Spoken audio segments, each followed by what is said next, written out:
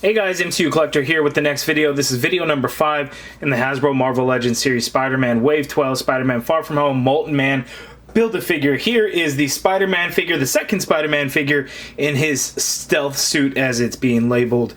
Is it an actual S.h.i.e.L.D. suit? We don't really know. We know that from a latest TV spot that Spider-Man needs to make his own suit, so I'm thinking something happens to the red and blue suit. In the meantime, before he makes the red and black suit, he wears this suit that's probably provided by Nick Fury, because it does resemble S.h.i.e.L.D. and has that circle on the chest, and I'll look at that more, but that's probably where a S.h.i.E.L.D. logo would have been. But anyway, we'll get right to it. Spider-Man Far From Home logo down in the front, Spider logo up at the top, Molten Man Build-A-Figure. Side artwork looking very good. I like the design of the suit in the movie, but I'm gonna tell you right now, I don't like the way it looks in figure form, which is unfortunate. I thought I really would have liked it. Here we have another look. All the figures in the wave. Let's take a look at that bio. Spider-Man. Peter Parker gears up in an upgraded suit to take on new challenges and new enemies. That's actually kind of interesting because I don't see how this is an upgraded suit. It looks just kind of like a tactical put together suit. But anyway, there it is. Let's open it up and take a look. And of course, because sometimes I forget, there is the UPC for you guys. Okay, and here is the stealth suit Spider-Man figure out of the package. I know a lot of people refer to it as the Noir suit, which it's not, and I guess it kind of resembles because it's all black with the kind of the goggle eyes and everything. But I don't really see it as that because I know that this is kind of a stealth suit, and it's not really. I wouldn't consider it an Easter egg. Maybe it is, but I wanted to show this thing first of all because as soon as I took this Spider-Man figure out of the package, this big old Build-A-Figure arm fell right to the floor, almost landed on my toe because it's very heavy, and you can see how big it is. It's ridiculous. I mean, here's a leg, here's this arm, and this is the left arm, I believe. So this thing is absolutely massive. It fills up the entire package. So this is crazy, and then it's nice that we get a little. I know you guys probably hate that plastic crinkling sound. A little extra piece that's removable that goes somewhere in the arm or in the hand or something. So that's kind of cool that they did that, but I just had to show that because it plopped right out. So be careful in opening the package because this thing it literally just came right out, fell right to the floor. But here is the figure, and he's okay, but I'm going to talk about what I like about it, what I don't like about it. So first thing, let's get in for a closer look, if I can get him to stand, which I cannot right now, and that's not because of the figure, it's because I didn't have the feet kind of placed around right, and it's throwing me all off now. There it is. Let's take a closer look. Okay, so here is a closer look at this Spider-Man stealth suit figure, and the thing that I really like is the head sculpt is kind of the best part, and you know, my buddy that picked these up for me, he kind of said the same thing. So the head sculpt looks great. The other one doesn't, and I'll show that here in a second, but I like the way the goggles look on top of it, and I like how they put the texture in the mask. So it kind of gives it like that beanie ski mask type of texture to it, so that looks really good. But I can tell you that neck is kind of funky, and based on some pictures that I've seen already. My biggest complaint is just that it's all shiny. So the black, I think it should have been a matte black as opposed to a shiny black, and I guess here in the torso it is a matte black, so that's okay. And then in some parts of the leg it is, but you could see the light really reflecting off of it, kind of a lot and a little too much that I think. See, if it was matte like this portion here on the calf throughout the whole figure, I think it would have been much better, and I'm not sure why they did that because you could actually see. So it must be something in the suit. So I guess we'll have to wait for the movie to really get a better look at this suit, because you could see that there's some matte black sections there, and then there's some glossy sections. So we'll have to see how the movie comes out, but I would have really preferred if the entire figure was in kind of an all matte look. So, but we'll see.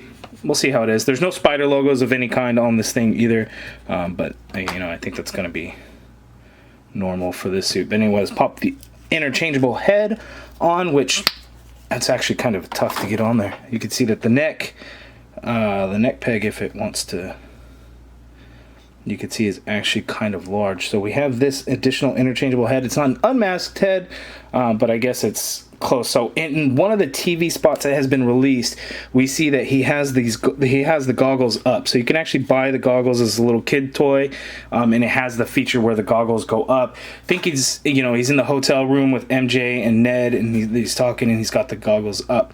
So that looks okay. I'm not overly fond of it. One thing that I'm really worried about is the goggle piece. You can see it's just on a thin piece of plastic that's holding it on there, and it does not move. So this thing, if it were to fall over and land, it could probably break off. So be really careful with that.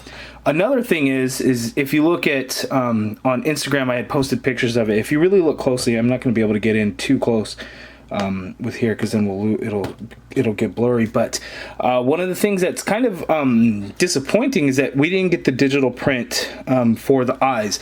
Now that's really not a big deal, I get it, but with all the MCU figures, that's something that we've seen. And then any figure where even if you're seeing just the eyes, we're still getting that digital print, kind of like Worthy Cap here. I mean, those eyes are digital print. They didn't have to do that because you can hardly see them to begin with, but it's there. They didn't do it on this figure, and I just think that that's an odd choice. Or if it is, I can't really tell, but it does not look like it. But that's just okay. I'm just really concerned about the head it falling over and that breaking off. So taking a look at the rest of the figure, there's a lot of sculpted texture to the suit, because with MCU, all the suits all have like a real layered look to it. So there's a lot of sculpting into the figure, which is nice, and I can really appreciate that. It's just kind of the glossiness really it really does it in for me, because if it's a stealth suit, it shouldn't be glossy, right? So he should be able to blend into the shadows. Any light that hits him, he shouldn't be real reflective, but the sculpt of it does look very good. Okay, let's zoom out and take a look at the articulation. Okay, so the articulation on this figure is actually pretty good. So to start with, the head, he can look all the way down, which is good, and he can look all the way up, so there's great movement in there. And then you could get full swivel, of course, and a little tiny bit of pivot. One thing that's a little odd is this neck piece here. It can kind of move, and I don't know if it's supposed to, or if it's just because it's a separate piece added on there. And normally we see the neck peg and everything is all the same piece, so it is a separate piece, and it kind of moves around. And you can notice that because the head's so small, you really have to grip it and try and pull that head off. And then pulling this one off, you want to be careful of the goggles. So I noticed that's why that neck collar moves around. So I was just kind of interesting there. Shoulders can go up that high, and there is a butterfly joint in there, so be careful with that. But then the shoulder, you can get it to move in that much, which is a good motion there, and then going back, you can get it a lot more there. So good, it's a good butterfly joint that we have. There is an upper bicep swivel there. We get a double jointed elbow, which works good, and then we get a swivel at the wrist, and both hinge up and down. Out of the package, he has 2 fisted hands, and he comes with additional thwipping hands. I took it off. One thing that these are black plastic, and then the skin for the fingers painted over there, so you can kind of see the black bleed through, which isn't terrible, but it's not great. I mean, look at this, the thumb on this one. All that black's completely shining through. There was none of that skin tone paint on that spot right there, which is a little disappointing. There is a waist swivel there. The ab crunch goes down that far, so not a whole lot. It goes back quite a bit though, so that's good. The legs go out that far apart, so good articulation there. Upper thigh cut, double jointed knee. There's no boot swivel. Foot hinges all the way down, hinges up quite a bit. And then of course a great working ankle pivot. Leg can kick out that far forward, and it goes back just a little bit. So good articulation there. So the figure itself, it has really good articulation. It's just the design of it, the glossiness, that really does it in for me. Now let's see him compared to some other Spider-Man figures. Okay, so here are the 2 Spider-Man suits from Far From Home side by side, and you can see they are pretty good. This one, the shoulders come up a little bit higher than this figure, so the legs are a little bit longer on this one. So it's actually about the same, so it's just bigger or taller torso. It just looks kind of funny. This figure is very thin, I feel, in the torso area, so it's much smaller than the Homecoming figure, so it's more proportionate and it's better looking overall. It's just for some reason the torso, the waist looks a little bit too small here on the stealth suit figure. You can see there it looks like he's just a tad bit taller, but you know, it's decent enough. You know, when you get figures, you know, they're not going to get it exactly same height. Okay, here he is next to Mysterio, and the height difference is, you know, it's noticeable when you see him compared to Mysterio. Is almost actually as tall as Mysterio's, whereas, you know, that should not really be the case. So he comes up to about a little over his neck, so still looks pretty good, and I'm sure these two will be in a scene together, I think at a carnival or something, so it'll be interesting to see. Okay, here he is next to the Homecoming figure, and I brought out the one with the Peter Parker Tom Holland head because I want to see it if it fits, because I know a lot of you guys like the head swap. So pop off the head for the stealth suit figure, pop off the Tom Holland head, and let's see if we can get it on there. So it does not fit. I'm sure it could fit if you warm up the head, warm that up, but be careful, that could potentially stretch out the plastic to where it won't fit on there correctly anymore.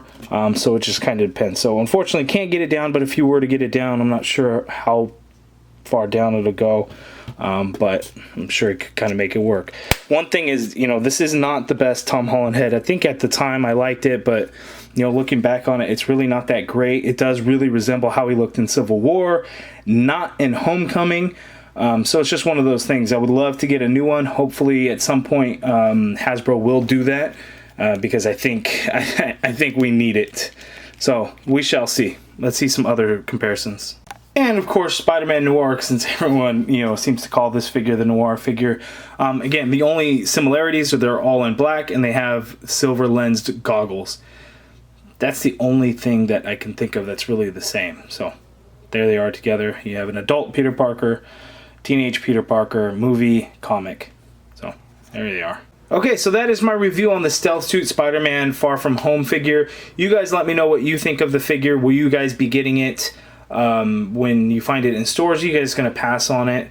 For me, MCU Spider-Man, I'm definitely going to get it and everything, but you know, it doesn't end up really being the best. And I think I forgot to mention, so that round part there could be where a S.h.i.e.L.D. logo normally would be, but you know, does S.h.i.e.L.D. exist in that timeline of what's going on? We don't know, but you know, that round portion like was on Hawkeye figure because that's where the S.h.i.e.L.D. logo would have been. So it'd be interesting to see how it's really going to play out in the movie. So I can't wait for that, you know, and it's coming just in a few weeks. So can't wait for that. If you guys liked the video, please hit that thumbs up button. Subscribe if you haven't already done so. And as always, guys, thank you for watching.